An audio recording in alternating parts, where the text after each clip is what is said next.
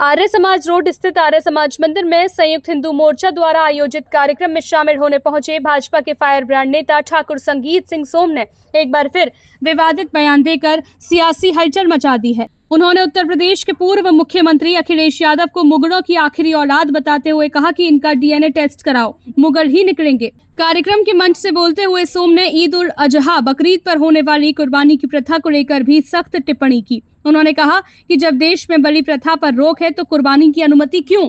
देश में एक समान कानून लागू होना चाहिए। उन्होंने मुस्लिम समाज से अपील की कि अवैध गतिविधियों से बचें और देश के कानूनों का पालन करें। संगीत सोम ने कांग्रेस नेता राहुल गांधी पर भी निशाना साधते हुए कहा, राहुल गांधी का मुझे पता नहीं कब क्या कहते हैं। कभी कहते हैं भारत क्या है, कौन है। ये मानसिक रूप से असंतुलित रखते हैं। इनकी नानी दादी देश के लिए कुर्बान होने की बात करती थी और ये भारत की आलोचना करते हैं। ऐसे लोगों को सीरियसली नहीं लेना चाहिए। संगीत सोम ने विपक्ष पर तीखा हमला बोलते हुए कहा कि विपक्ष का सर्वनाश तय है। जो थोड़े बचे हैं वो भी जल्द खत्म हो जाएंगे। उन्होंने कहा कि बीजेपी सरकार देश के दुश्मनों को मुंह तोड़ जवाब दे रही है। सीड्स की रिपोर्ट्स के अनुसार जो ऑपरेशन 48 घंटे का होना था उसे 8 घंटे में निपटा दिया गया। पाकिस्तान को घर में घुसकर मारा गया। संगीत सोम ने सपा प्रमुख अखिलेश यादव के पीडीए यानी कि पिछड़ा दलित अल्पसंख्यक के नारे पर तंज कसते हुए कहा कि ये पीडीए नहीं पाकिस्तान डेवलपमेंट अथॉरिटी है। उन्होंने कहा कि देश में जनसंख्या नियंत्रण कानून बहुत पहले आ जाना चाहिए था। मुझे लगता है कि यह कानून बहुत जल्द आएगा। जनता को निश्चित रहना चाहिए। अंत में उन्होंने मुजफ्फरनगर से समाजवादी पार्टी के सांसद नरेंद्र मलिक को अच्छे काम करने की सलाह देते हुए कहा कि उन्हें अनावश्यक गतिविधियों से बचना चाहिए। इस कार्यक्रम में समाज सेवा से जुड़े लोगों को गमछा और तलवार भेंट कर सम्मानित किया गया। स्थानीय संगठनों और हिंदू मोर्चा से जुड़े कई लोगों ने कार्यक्रम में भाग लिया। एक समय था समाजवादी पार्टी की सरकार हुआ करती थी उत्तर प्रदेश में। हम लोगों पर रासुका तक लगाई गई, हम लोगों पे आतंकवाद तक के मुकदमे लगाए गए, मुझ पे खुद आतंकवाद तक के मुकदमे लगाए गए। आप लोगों ने कितनी प्रताड़ना झेली है दोस्तों। मैं आप लोगों से कहना चाहता हूं, अभी ये देश की स्थिति देखिए। अखिलेश यादव पूर्व मुख्यमंत्री, और अगर मैं सही से बताऊं कि मुगल शासन के आखिरी बादशाह अखिलेश यादव अब जिंदगी में उत्तर प्रदेश के सीएम नहीं बनने जा रहे भाई। जिंदगी में नहीं नंबर आ सकता उनका अब। और वो बात करते पीडीए की। अरे पीडीए का ऐसा कौन सा काम है जो आप पीडीए का काम करते हो? पीडीए की तो फुल फॉर्म भी लोगों को नहीं पता। जो आपकी मानसिकता है आपने उस मानसिकता से बनाया है। पीडीए की फुल फॉर्म तुम झूठी कुछ भी बताते रहो। मेरी नजरों में पीडीए की फुल फॉर्म है पाकिस्तान डेवलपमेंट अथॉरिटी। दूसरा कोई नाम नहीं है उसका। उसका नाम केवल पाकिस्तान डेवलपमेंट अथॉरिटी है। और वो हमारे देश के वीर जवान, हमारे देश के यशस्वी प्रधानमंत्री जब निर्णय लेते हैं कि हमारे यहाँ पहलगांव में अगर हमारे वीरों को, हमारे युवाओं को गोली से भूना गया तो हम जवाब देंगे। अब वो सरकारें गई ना साहब, जब कहती थी पीस टॉक करेंगे, पीस टॉक का समय गया। अब पीस टॉक का समय नहीं गया, अब तो पीस तरीके से ठोकेंगे, घर में जाके ठोकेंगे। समय वो है, अब समय वो है दोस्तों। हम पीस करते करते घर में ठोक देते, हम बताते रहे। देखिए पूरी दुनिया को यह पता था कि आज कल का दिन है भाई। मीडिया कह रही थी परसों को देखिए क्या होगा, परसों को देश के प्रधानमंत्री और सेना क्या करेंगी। सब ये चिल्लाते रहे और कहते रहे कि कल होगा, परसों होगा। पाकिस्तान को यह भी नहीं पता था, तेरे घर में आकर ठोक गए। और वहां का प्रधानमंत्री कह रहा है कि हम तो तैयारी कर रहे थे कि नमाज के बाद कुछ जवाब देंगे, लेकिन जब तक हम जवाब देते ब्रह्मोस हमारे घर में आके गिर गई। अरे प्रधानमंत्री पाकिस्तान के सुन लो कान खोल के, अभी तो आतंकियों के ठिकानों पे गिरी है, उन्हें नेस्ता नाबूद किया है। अगर आप अभी भी नहीं समझे, अभी भी नहीं सुधरे तो पाकिस्तान को नक्शे से मिटा दिया जाएगा। ये आपको समझना पड़ेगा। मैं आप लोगों से कहना चाहता हूं, बहुत लंबा चौड़ा भाषण देने का विषय नहीं, लेकिन आप लोग बैठे थे तो मैंने थोड़ा सा बोल दिया। मैं एक ही बात कहूंगा दोस्तों कि इकट्ठे रहिए, जातियों में मत बटिए। नेता नगरी आएगी आपको जातियों की बात करेगी, आपको जातियों के नाम पे बांटने का काम करेगी। मेरी एक ही अपील आप लोगों से है, जातियों में मत बटिए, संगठित रहिए, मजबूत रहिए। गारंटी से कह रहा हूं, एक बात और भी बताता हूं। बहुत लोग कह रहे हैं कि अब के उसकी सरकार आ जाएगी, उसकी सरकार आएगी।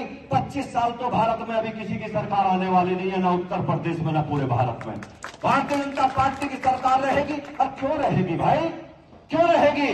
आप भी जानते हैं कि 370 हटाना था, हट गया ना। 35 से हट गई ना। लोग कहते थे कि राम मंदिर नहीं बन पाएगा, राम मंदिर की अगर बात हुई तो देश में आग लग जाएगी। अरे देश में आग लगना तो दूर, 35 से भी हट गई, 370 भी हट गई, और आप देखिए राम मंदिर भी बन गया। एक उपला भी जला पाया कोई भाई? जो देश में आग लगाने की बात करते थे वो उपला भी जला पाया क्या? अभी लोग कह रहे हैं अध्यक्ष जी कि जब तक तो भारतीय जनता पार्टी जाती नहीं, जब तक मथुरा और काशी दोनों का निर्णय होकर यहाँ नहीं बन जाता, तब तक कोई नहीं जा रहा भाई।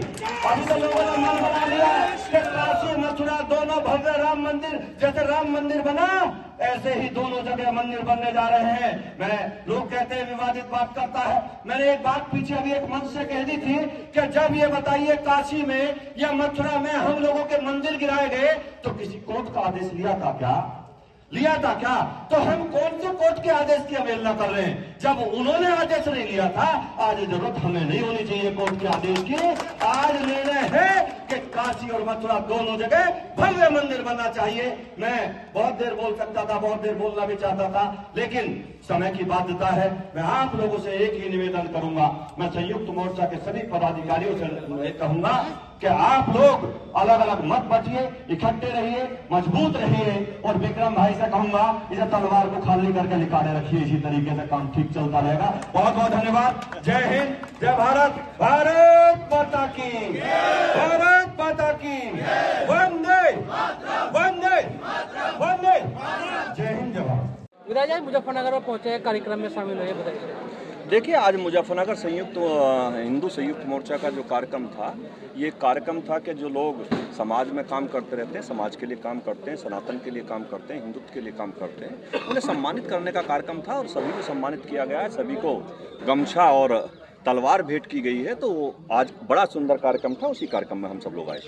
आपने अखिलेश यादव को मुगल बादशाह का आखिरी वंश बताया है, तो इसमें मैंने गलत क्या कहा था? आपको डाउट है इसमें? आपको डाउट होगा, मुझे कोई डाउट नहीं है। आप इन लोगों का डीएनए टेस्ट कराइए, मुगल ही निकलेंगे, इसके अलावा कुछ भी नहीं है। राहुल गांधी का एक बयान आया, उन्होंने कहा है कि ट्रम्प का फोन है नरेंद्र मोदी जी पर, उन्होंने कहा सिलेंडर, और उन्होंने सिलेंडर कर दिया। देखिए, राहुल गांधी जी कब क्या कहते हैं वो मुझे तो पता नहीं वो किस स्थिति में रहते हैं। वो कब क्या कहते हैं ये मेरी समझ में नहीं आता। उनकी नानी कहती थी, दादी कहती थी कि भारत के लिए हम सर कटा देंगे, मर जाएंगे, और राहुल कहते हैं भारत कौन होता है, भारत क्या है। देखिए, वे मेंटली अपसेट हैं, सुबह से शाम तक अपसेट रहते हैं, इसलिए इन लोगों को सीरियस मत लीजिए। बागपत के एक जैन मुनि है, उनका एक बयान आया, उन्होंने कहा अपने बेटे की कुर्बानी नहीं दे सकते, फिर बकरे को क्यों कुर्बानी दी जा रही है? देखिए, मेरे हिसाब से तो कुर्बानी देना एकदम बिल्कुल गलत है, और कुर्बानी देना बिल्कुल भारत में बंद होना चाहिए। अरे ये दो, जैसे देश में एक कानून होना चाहिए ना, हिंदू के लिए अलग, मुसलमान के लिए कानून क्यों है? हिंदुओं की बलि प्रथा पर रोक क्यों है? क्यों है, आप मुझे बताइए। बलि प्रथा पर रोक है तो फिर कुर्बानी क्यों होगी भाई? बिल्कुल नहीं होनी चाहिए, और कुर्बानी जैसी व्यवस्था बिल्कुल बंद होनी चाहिए। दिनेश शास्त्री महाराज जी ने भी बयान दिया, उनका कहना भी है कि जो कुर्बानी है उसे रोक दिया जाए। बिल्कुल रोक देना चाहिए, और मुझे लगता है कि मुस्लिमों को खुद भी रोक देना चाहिए। अवैध काम उन्हें करना नहीं चाहिए, इलीगल काम कर रहे हैं वो इलीगल काम नहीं करने चाहिए। ऑपरेशन सिंदूर को लेकर लगातार विपक्ष हमलावर है आप पर, वो कह रहा है कि आपने सरेंडर कर दिया भाजपा की सरकार। देखिए, विपक्ष का सर्वनाश इसीलिए हो रहा है, जो थोड़ा बहुत बचा है खत्म हो जाएगा। भारतीय जनता पार्टी और देश की सरकार आतंकियों को जवाब दे रही है, पाकिस्तान को जवाब दे रही है, मुंह तोड़ जवाब दे रही है, घर में घुसा दिया। हमारे सीडीएस कह रहे हैं कि 48 घंटे का ऑपरेशन हमने 8 घंटे में खत्म कर दिया, 8 घंटे में पाकिस्तान सरेंडर कर गया।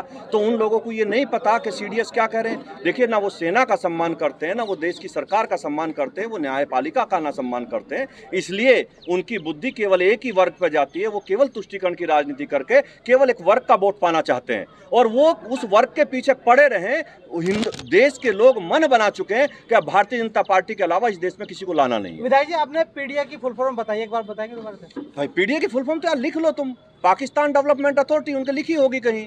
पाकिस्तान डेवलपमेंट अथॉरिटी पीडीए का नाम है, बाकी कुछ भी नहीं है। लेकिन वो पिछड़ा और दलित अल्पसंख्यक बताते हैं, आपने कहा है कि जातियों में नहीं बटे। बिल्कुल नहीं बटेंगे। देखिए, पिछड़ा, दलित, अगड़ा, पिछड़ा, सब सनातनी एक साथ देश के इकट्ठे हैं, और भारतीय जनता पार्टी की बार बार सरकार बना रहे हैं। सब सनातनी सरकार बना रहे हैं। जनसंख्या नियंत्रण कानून को देखिए, जनसंख्या नियंत्रण कानून तो बहुत पहले आ जाना चाहिए था और आप निश्चित रहिए, मुझे लगता है जल्दी आएगा। ठीक है, मुजफ्फरनगर से जो सांसद है हरेंद्र मलिक, उनका 1 साल पूरा हुआ है, उसके कार्यकाल पर क्या कहेंगे?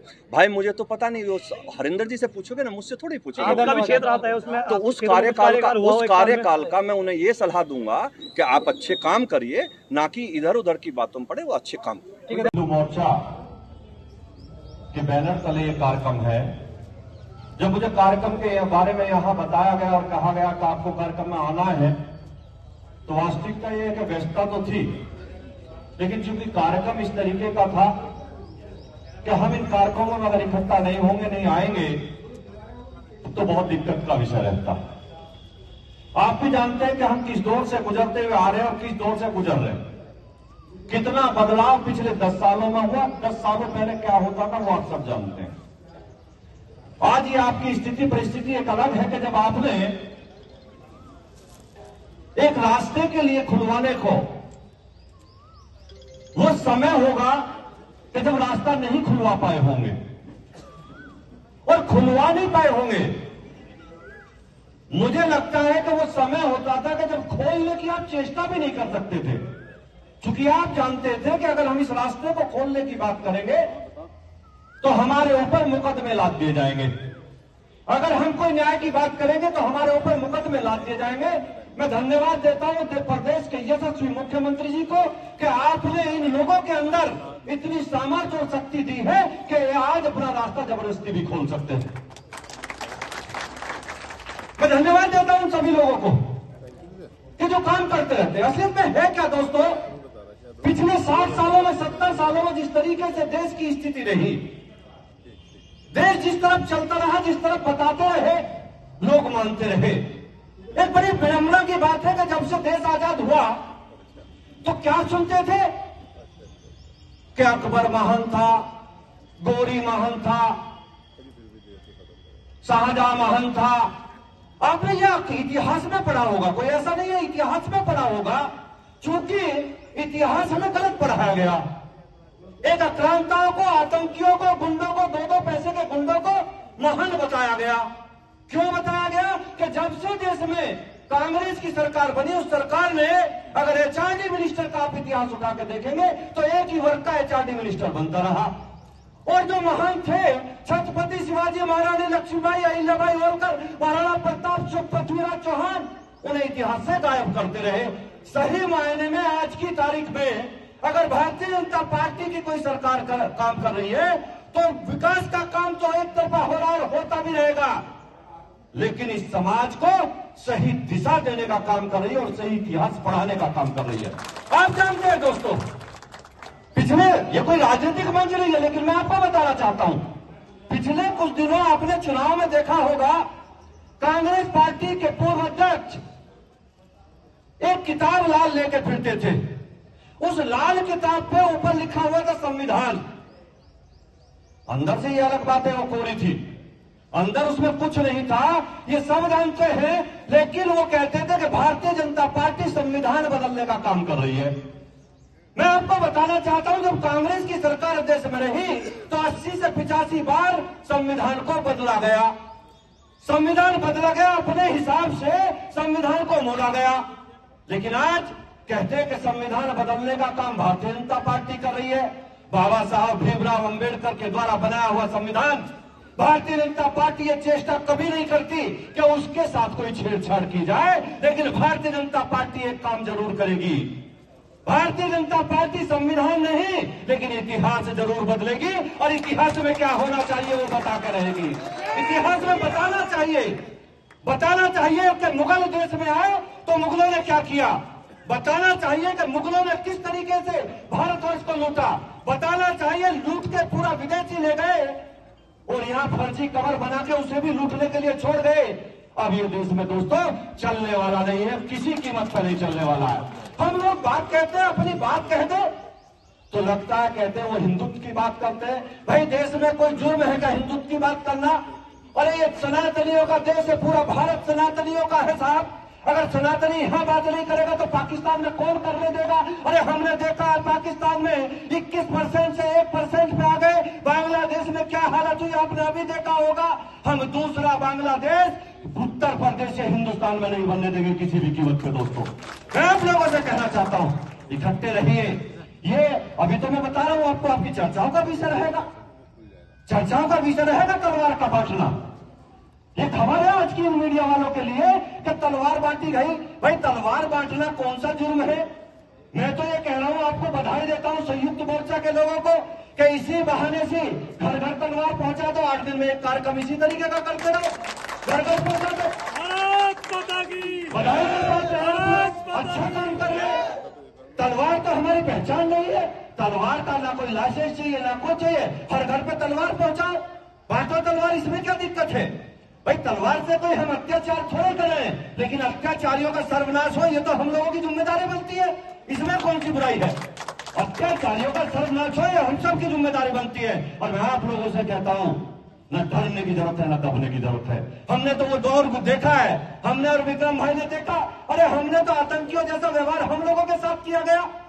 आपने देखा होगा जब मुजफ्फरनगर में दंगे हुए, दंगा करने वाले बिरयानी कह रहे थे और हम और विक्रम सैनी जैसे जेल में पड़े थे, जेल में पड़े थे और जेल में पर्दाजा झेल रहे थे। और आपने देखा होगा जब भी न विक्रम सैनी न संगीत सोम किसी ने न दबने की कोशिश की थी, न दबा था, मुंह तोड़ जवाब दिया गया था। दोस्तों, से है उस रास्ते को सपा सरकार के तो टाइम पर जलालबंद कर दिया गया था।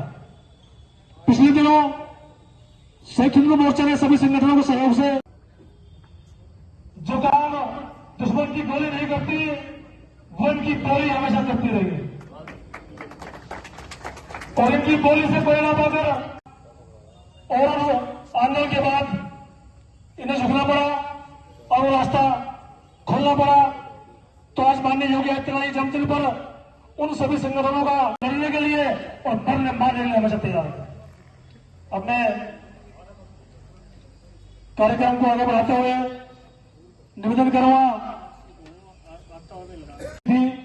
श्री संगीत स्वामी जी को तलवार भेंटकर और पटका पहनाकर इनका स्वागत करें। आज जी जन्मदिन के अवसर पर हमारे बीच से बोला है, सही भाई एक बार उनके ऊपर तालियां बजाएं।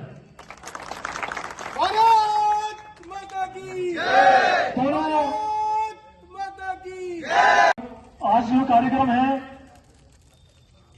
ये सिर्फ हिंदू मोर्चा का कार्यक्रम है, जिसमें अनेक हिंदू संगठन, जो सामाजिक संगठनों के लोग आज इसका, और ये बड़ा ही सौभाग्य की बात है कि आज दो हिंदुओं के शहर एक साथ,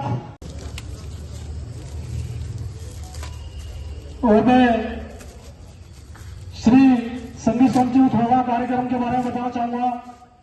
वैसे तो वहीं बैठे बैठे सब पता रहता है हमें,